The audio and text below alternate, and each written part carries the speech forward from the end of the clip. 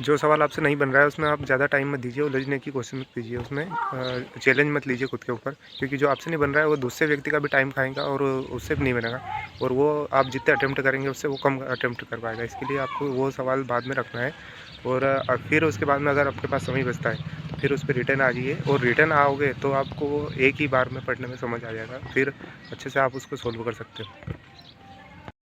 मैंने आपको जैसे स्ट्रेटेजी बताई उस हिसाब से अगर आप पेपर देते हैं तो आपका क्या है, लास्ट में 2-3 मिनट बच जाएगा। वो 2-3 मिनट क्या है, बोनस का काम करेगा।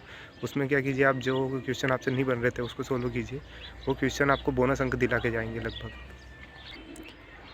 मैथ्स से ज़्यादा आप प्रैक्टिस कीजिए, मैथ्स से ज़्यादा टफ क्वेश्चन नहीं आ रहे, बन जाएंगे लगभग पूरे। आप हम शुरू करते हैं, आपको क्या क्या पढ़ना होगा। मैथ्स में हम आपको टॉपिक बाई टॉपिक बताएंगे क्या क्या पढ़ना है। मैथ्स में आपको जो चक्रवृद्धि ब्याज वाले क्वेश्चन है, जिसमें साधारण ब्याज और चक्रवृद्धि ब्याज का अंतर वाले होते हैं, वो ज़्यादा क्वेश्चन पूछे गए, 2 क्वेश्चन पूछे गए लगभग उससे। साधारण ब्याज का भी एक अंतर वाला क्वेश्चन था। उसके बाद में एक क्षेत्रमिति से गोले का क्वेश्चन पूछा गया, जो थोड़ा टाइम मैनेजमेंट के लिए दिक्कत दे सकता है। शंकु से एक था, फिर अनुपात से था, अनुपात प्रथमा अनुपात तृतीय अनुपात के समथिंग। हेलो दोस्तों, आपका स्वागत है हमारे वीडियो में। तो आज हम आपको SSC का पूरा एनालिसिस करवाएंगे। मेरा एग्ज़ाम था 6 फरवरी को, बहुत शानदार पेपर आया था भाई। जो टफ क्वेश्चन होते हैं उसमें आपको ज़्यादा टाइम नहीं लगाना है, उसको एक बार पढ़ लेना है। अगर आपको समझ में आ रहा है कि आप उसको कर सकते हो तो ही उसमें उलझिए, बाकी उसमें कोई उलझने की ज़रूरत नहीं है। चैलेंज नहीं देना है खुद को। उसके बाद में आपको जो क्षेत्रमिति में 2 क्वेश्चन आएंगे, उस पर भी ज़्यादा लोड नहीं है। जैसे शंकु का आयतन है, बस आयतन से संबंधित, पृष्ठीय क्षेत्रफल से संबंधित, इससे ज़्यादा कोई टफ नहीं आएगा। फिर साइंस भी, GS में आप शास्त्रीय नृत्य पढ़ लीजिए और लोक नृत्य पढ़ लीजिए। लोक नृत्य के बाद में आपको जो पंचवर्षीय योजना है, पंचवर्षीय योजना से लगभग 2 क्वेश्चन आएंगे। फिर पंचवर्षीय योजना के बाद में आपको जो महत्वपूर्ण निधन है, निधन पढ़ लीजिए, और वो निधन जिनका निधन हुआ वो किससे संबंधित थे, कौन संतुरवादक थे, ये भी आपको पढ़ना पड़ेगा। पेपर स्टार्ट करने से पहले आपको क्या है कि जो रीजनिंग वाले सवाल है, रीजनिंग के अच्छे क्वेश्चन आ रहे हैं, उसमें कोडिंग डिकोडिंग के 5 क्वेश्चन आ रहे हैं, तो आप पहले रीजनिंग को सोल्व कीजिए। रीजनिंग में अगर थोड़ा बहुत आपका टाइम लगता है तो उसके बाद में आप हिंदी में उस टाइम को कवर कर सकते हैं। हिंदी आपकी पूरी बनेगी, लगभग 18 क्वेश्चन पूरे बन जाएंगे। फिर आपको GS पे ध्यान देना है। GS को थर्ड पार्ट में रखना। GS थर्ड पार्ट आप अटेम्प्ट कीजिए जितना आपको याद है, उसके बाद में आप स्किप करते जाइए। ज़्यादा स्किप नहीं करना है, उसमें ऑप्शन एनिमेशन लगा के आपको वो भी सोल्व करना है। फिर आपको लास्ट टाइम में ध्यान देना है मैथ्स पे। मैथ्स में जो सवाल आपसे बन रहा है वो सवाल पे आप ज़्यादा ध्यान दीजिए। जिसमें आपकी लैंग्वेज थोड़ी समझ में नहीं आ रही है उसको आप स्किप कर सकते हैं, बाद में देखिए टाइम अगर बचेगा उसके बाद में। सबसे इम्पोर्टेंट बात आप क्या है कि जो कंप्यूटर पे आप टेस्ट देंगे और ऑनलाइन टेस्ट देते हैं उसमें बहुत फ़र्क पड़ता है। तो आप 1-2 दिन प्रैक्टिस कीजिए कि आपके आसपास अगर ऑनलाइन की दुकानें हो तो उस पर आप माउस वगैरह चला के देखिए, ताकि आपका टाइम मैनेजमेंट का काम बच सके थोड़ा। और मोबाइल पे टेस्ट देने में और कंप्यूटर पे टेस्ट देने में बहुत फ़र्क पड़ता है। उसमें क्या है, आपका टाइम मैनेजमेंट है जो थोड़ा सा ज़्यादा लग सकता है। और वहाँ अगर एग्ज़ाम में जाएगी तो आप पहले चेक कर लीजिए, क्योंकि मेरे साथ में हो चुका है। माउस वगैरह अटैच नहीं था कंप्यूटर के साथ, तो वो काम नहीं कर रहा था। उसमें मेरा लगभग 5 से 10 मिनट ख़राब हो गया, जिससे मैं थोड़ा पैनिक हो गया था। मैं 1-2 क्वेश्चन अटेम्प्ट नहीं कर पाया उसके कारण।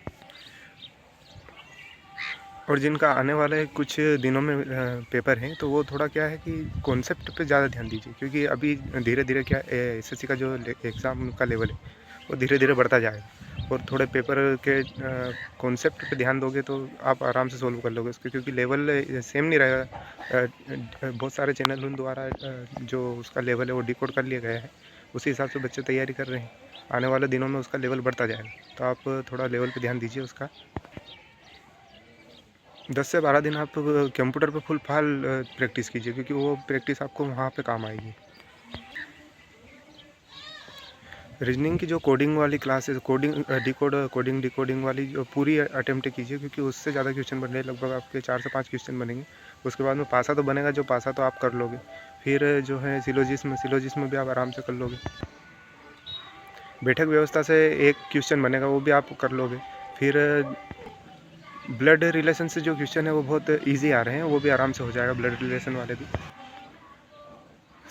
सादृश्यता से भी क्वेश्चन आ रहे हैं। उसके रीजनिंग तो लगभग इजी आ रही है, रीजनिंग आराम से सोल्व कर लोगे आप। 18 क्वेश्चन तो आपके बहुत इजी रहेंगे। 2 क्वेश्चन में थोड़ा टाइम लगेगा, तो वो टाइम आप उसको छोड़ दीजिए, स्किप कर दीजिए, क्योंकि वो टाइम उसमें आप लैंग्वेज उसकी थोड़ी हार्ड रहेगी, वो लैंग्वेज आपके समय खाएगी। उसके बाद में आप जो ईजी जो क्वेश्चन है वो नहीं कर पाओगे, तो उसको स्किप करते हुए आगे वो वाले पोर्शन पर ध्यान दीजिएगा।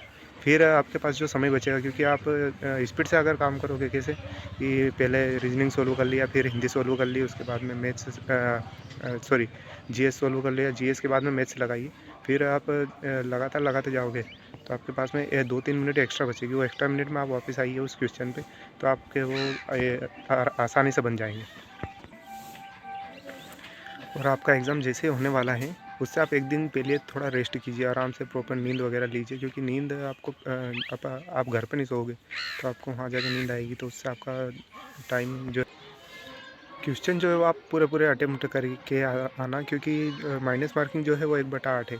और 1/8 में अगर जो आपके ज़्यादा से ज़्यादा आपके दो क्वेश्चन भी गलत हुए तो आपका कोई ज़्यादा नुकसान नहीं होगा। और अगर एक क्वेश्चन सही भी हो गया तो आपके डायरेक्ट 4 नंबर बनेंगे, 2 नंबर बनेंगे। तो इस हिसाब से आप ऑप्शन एलिमिनेशन से क्वेश्चन अटेंड कीजिएगा, क्योंकि उससे ऑप्शन एलिमिनेशन अगर आप करोगे तो उसमें से 2 तो वैसे भी हट जाएंगे, फिर आप एक में तुक्का लगाओगे तो वो 50% लग सकता है आपका। और हाँ, एक इम्पोर्टेंट बात आप क्या है, जो आपके पास में ऑनलाइन जो टेस्ट देते हैं आप एक बार आपके जो आसपास में अगर दुकान वगैरह होगी कंप्यूटर वगैरह की, तो उस पर आप टेस्ट देके देखिए। पेपर से 1-2 दिन पहले आप वो प्रैक्टिस को बंद कर दीजिए, क्योंकि उससे क्या है, जो आप पढ़ोगे तो उसमें आपको आपकी जो कमियां हैं वो पता चलेगी, क्या अपने को ये नहीं आ रहा है, वो नहीं आ रहा है, तो उसके कारण आप क्या थोड़े पेपर में घबरा जाओगे, तो उससे आपका पेपर बिगड़ सकता है। तो आप एक काम कीजिए, 1-2 दिन पहले आराम से रेस्ट वगैरह कीजिए, क्योंकि आप रेस्ट करोगे तो पेपर आपका बहुत शानदार जाएगा। उसमें आपको जो आपका जो पुराना पढ़ा हुआ है वो भी आपको अच्छे से याद रहेगा। और इस दौरान कुछ नया पढ़ने की कोशिश मत कीजिएगा, क्योंकि वो आपको नहीं आएगा तो आप फिर थोड़ा घबरा जाओगे, तो उसके कारण आपका पेपर जो है वो थोड़ा बिगड़ सकता है। आपको टाइम मैनेजमेंट के लिए हिंदी और रीजनिंग पहले करना पड़ेगा, क्योंकि उसमें आप कवर कर लोगे तो आपको थोड़ा टाइम मिल जाएगा, क्योंकि रीजनिंग जो है, रीजनिंग आपका टाइम खा सकती है। और मैथ्स में तो ज़्यादा टाइम लगना ही है, तो वो आप बाद में सोल्व कीजिए, क्योंकि मैथ्स में ज़्यादा टाइम लगा दोगे तो फिर आपके पास समय कम बचेगा। तो आप रीजनिंग और जीएस इनमें थोड़ा ज़्यादा टाइम आपका खर्च हो जाएगा, इसके कारण आप मैथ्स से थोड़ा बाद में कीजिएगा और वो आराम से सोल्व हो जाएगा। मैथ्स में जितना आपने पढ़ रखा है वो मोर देन सफिशिएंट है, उससे ज़्यादा आप बाहर मत पढ़िए, क्योंकि जो 12-15 टॉपिक है नॉर्मल टॉपिक वाले, उनसे क्वेश्चन बनेंगे, उनसे बाहर कुछ भी नहीं जाने वाला है, और आप आराम से कर लोगे वो वाले। लेकिन हाँ, आपको मैथ्स में ज़्यादा से ज़्यादा ध्यान देना है चक्रवृद्धि ब्याज और साधारण ब्याज पे। साधारण ब्याज वाले के जो क्वेश्चन है वो अंतर वाले हैं, उन पे ज़्यादा ध्यान देना है। किस्तों वाले पे भी ज़्यादा ध्यान देना है, क्योंकि वो साधारण ब्याज और चक्रवृद्धि ब्याज का वेटेज इसमें ज़्यादा रहेगा,